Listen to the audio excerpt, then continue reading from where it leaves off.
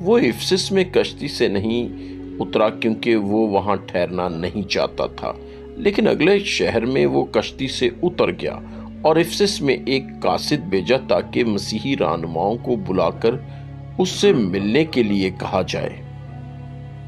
جب وہ آئے تو اس نے ان سے کہا، جب میں آپ کے ساتھ تھا تو میں نے عاجزی سے خدمت کی اور آپ کے لیے خدا کے سامنے اکثر آنسو بہاتا رہا۔ آپ جانتے ہیں کہ میں نے ہمیشہ آپ کو وہ سب کچھ سکھایا جو آپ کو سیکھنے کی ضرورت تھی، کبھی بڑے اجتماعات میں اور کبھی آپ کے گھروں میں۔ میں نے آپ کو یہ تعلیم دی کہ تمام لوگ ہر قوم اور قبیلے میں واحد سچے خدا پر ایمان لائیں اور خداوند یسوع مسیح پر اپنا بھروسہ رکھیں۔ اب خدا کا پاک روح مجھے یہ بتا رہا ہے کہ میں یروشلم جاؤں، اور مجھے خبردار کر رہا ہے کہ برے لوگ مجھے قید میں ڈالیں گے۔ لیکن میری زندگی میں صرف ایک ہی مقصد ہے جسے میں پورا کرنا چاہتا ہوں۔ میں وہ کام کرنا چاہتا ہوں جو خداوند یسوع نے مجھے دیا ہے، یعنی لوگوں کو خدا کی خوشخبری سنانا جو ہمیں ہمارے گناہوں کی معافی مفت عطا کرتا ہے۔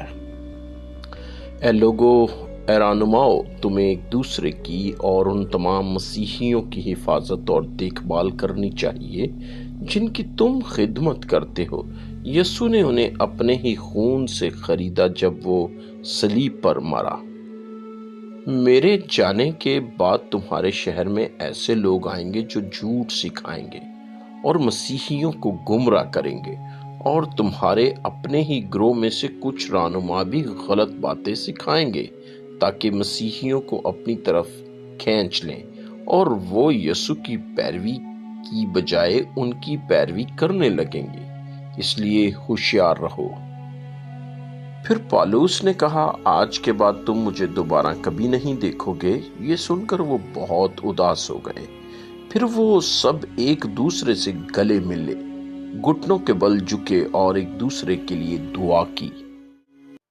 افسس کے یہ رہنما پالوس کے ساتھ چل کر کشتی تک آئے۔ وہ سب کہنے لگے، خدا حافظ، الوداع۔ پھر پالوس اور اس کے ساتھی کشتی میں سوار ہو گئے جو انہیں سمندر کے پار یروشلم کی طرف لے جانے والی تھی۔ کشتی ایک شہر میں رکی جہاں ان کی ملاقات مسیحیوں سے ہوئی۔ خدا کے پاک روح نے انہیں خبردار کیا کہ یروشلم میں پالوس کو مشکلات پیش آئیں گی، اس لیے انہوں نے کہا، اے پالوس، برائے کرم یروشلم نہ جاؤ۔ لیکن پالوس اپنے فیصلے سے باز نہ آیا اور جانے پر قائم رہا۔ کچھ دنوں کے بعد مسیحی مرد، عورتیں اور بچے پالوس کے ساتھ چل کر کشتی تک آئے۔ وہاں انہوں نے گھٹنے ٹیک کر دعا کی اور الوداع کہا۔ پھر پالوس اور اس کے ساتھی دوبارہ اس کشتی میں سوار ہو گئے جو انہیں آگے لے جانے والی تھی۔ جب وہ یروشلم کے قریب پہنچے تو وہ فلپس کے ساتھ چند دن ٹھہرے، جو اکثر لوگوں کو یسوع کی خوشخبری سنایا کرتا تھا۔ اسی دوران ایک نبی ان سے ملنے آیا۔ نبی نے پالوس کے کپڑے کا ایک ٹکڑا یعنی اس کی کمر بند کو لیا اور اس سے اپنے ہاتھ اور پاؤں باندھ لیے۔ اس نے کہا، خدا کا روح فرماتا ہے کہ یروشلم میں شریر لوگ پالوس کو باندھیں گے اور اسے رومی لوگوں کے حوالے کر دیں گے۔ اس لیے پالوس کے ساتھیوں اور دوسرے مسیحیوں نے اسے زور دے کر کہا، برائے کرم یروشلم نہ جاؤ۔ لیکن پالوس نے جواب دیا، رونا بند کرو کیونکہ تم مجھے اداس کر رہے ہو۔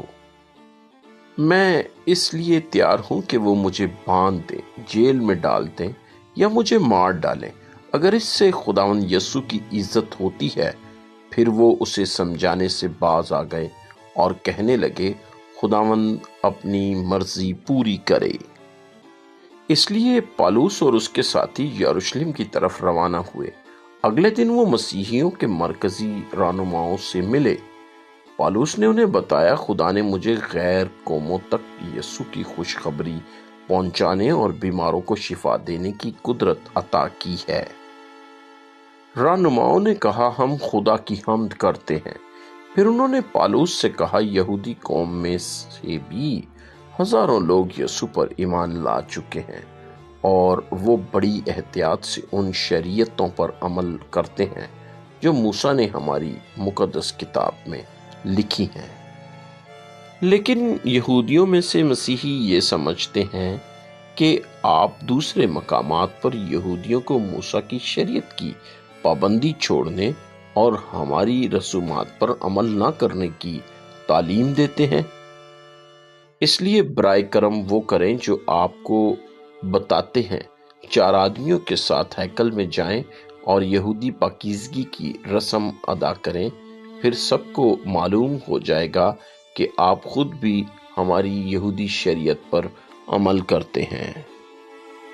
پالوس نے اتفاق کیا، وہ 4 آدمی ہیکل جا کر یہودی پاکیزگی کی رسم ادا کرنے لگے۔ اس نے یہ بھی وعدہ کیا کہ وہ ان 4 آدمیوں کی طرف سے ہیکل کے لیے ایک نذرانہ ادا کرے گا۔ پالوس یروشلم کا سفر کرتا ہے۔ پالوس رسول نے ہر مشکل، ہر آزمائش اور ہر مخالفت کے باوجود خدا کی آواز پر آمین کہا۔ وہ شہروں سے گزرتا ہوا ایمانداروں کو مضبوط کرتا، حوصلہ دیتا اور خدا کی بادشاہی کی خوشخبری سناتا رہا۔ یہ سفر صرف یروشلم تک پہنچنے کا نہیں تھا، بلکہ وفاداری، قربانی اور خدا کی مرضی پوری کرنے کا سفر تھا۔